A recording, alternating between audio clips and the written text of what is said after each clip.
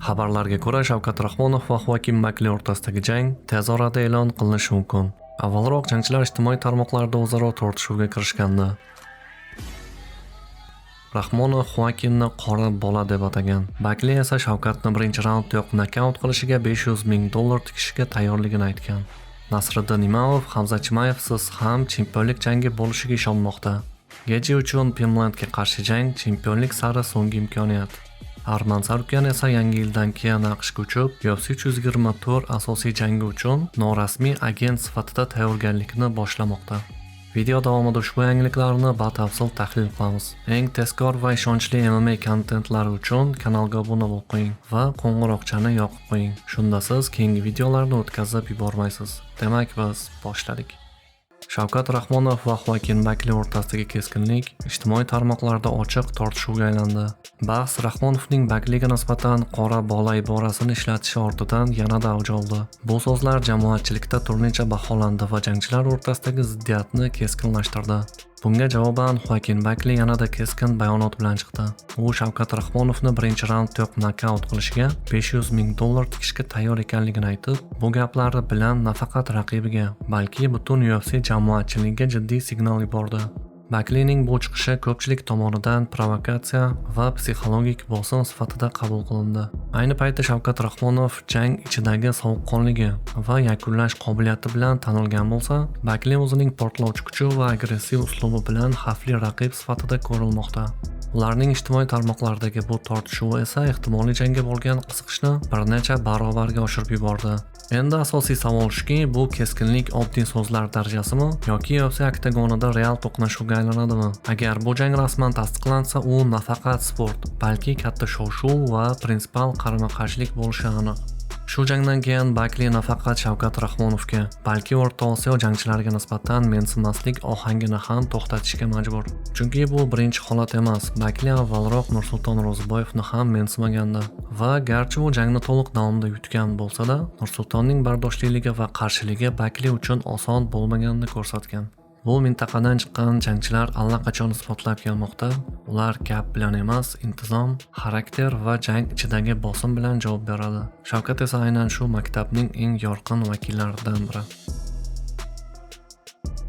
Nasriddin Imamov Hamza Chimayevsiz ham chempionlik jangi mumkinligini aytdi. Uning gaplari: Hamzat yarim og'ir vaznga ko'tarilishi mumkin. Bu ssenariyni men hayolimda ko'p bor o'ylab chiqqanman. Ammo bu hech narsani o'zgartirmaydi. Men boshidan beri xohlagan narsa Hamzat bilan jang emas, balki UFC kamari edi. Hozir bu kamar Hamzatda, u chempion. Albatta, bu meni shunday yigit bilan jang qilishga yanada ruhlantiradi. Bu aql bovar qilmas darajada bo'lardi. Ammo agar bu Hamzat bo'lmasa, demak Hamzat emas. Bu albatta tushunish qiyin, ammo Kavkazda bu shov-shuvga sabab bo'lishi mumkin. Onamga qo'ng'iroq qilib MMA haqida hech narsa bilmasa-da, bu jang haqida so'radim.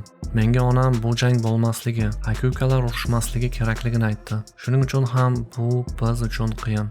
Lekin shu bilan birga bizda boshqa tanlov ham yo'q. Biz bir-birimizni yaxshi bilamiz. Hamzat yaxshi yigit. Allenga qarshi jangda menga biroz yordam bergan edi. Men undan minnatdorman. Ammo bu jang men uchun keyingisi bo'lishini bilamiz. Biz UFC bilan gaplashdik. Ular bu jangni fevral oyida o'tkazmoqchi ekanliklarini aytishdi, dedi Nasriddin Imamov.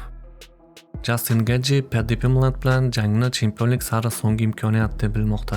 Uning gaplari: Bu imkoniyat men uchun so'nggi imkoniyat. Paddy Pimblett bilan vaqtinchalik chempionlik kamari uchun jang qilmoqdaman. Agar yutsam, Ilya Topuria bilan to'qnash kelaman. U hozir diviziondagi eng xavfli jangchi. Maqsadim faoliyatimni aynan shu darajada yakunlash, dedi Justin Gaethje. Menimcha bu jangda favorit Justin Gaethje. Tajribasi, bosimi va zarba kuchi bilan Pimblentni ustunlikda ushlab, jangni nokaut yoki ochkolar bilan yutishi mumkin. Arman Sarukyan Paddy Pimblett va Gaethje o'rtasidagi jangda norasmiy zaxirada bo'lmoqchi. Uning gaplari: Agar ulardan biri jarohat olsa, men bir hafta, 10 kun, 5 kun ichida uchib kelishga tayyor bo'laman. Men o'z vaznimni o'lchab ko'raman. Uni tortish kuni haydamayman. Lekin agar ularga kerak bo'lsam, o'sha yerda bo'laman. Shu sababli o'zimni ushlab turishim, mashq qilishim, sparinglar o'tkazishim va bu janglarda o'zimga jarohat yetkazmaslikka harakat qilishim kerak. UFC 324 dan keyin dam olaman, dedi Arman Sarukyan. Keyingi hafta chorshanba kuni Arman Sarukian UFC'dan tashqari promoshenda Mehdi Baydulayevga qarshi jang qiladi. Oradan 2 hafta o'tib esa u Sharobiddin Magomedov bilan to'qnash keladi. Har ikkala bellashuv ham faqat kurash qoidalari asosida o'tkazilmoqda. Vaqtinchalik UFC yengil vazn toifasidagi chempionlik kamari uchun Paddy va Getji o'rtasidagi jang 2026-yil 24-yanvar kuni bo'lib o'tadi. Agar video siz uchun foydali bo'lgan bo'lsa, like bosishni va kanalga obuna bo'lishni unutmang. Oldinda yana ko'plab qiziqarli va portlovchi MMA yangiliklari bor. Barchangizga e'tibor uchun katta rahmat. Keyingi rolikda ko'rishguncha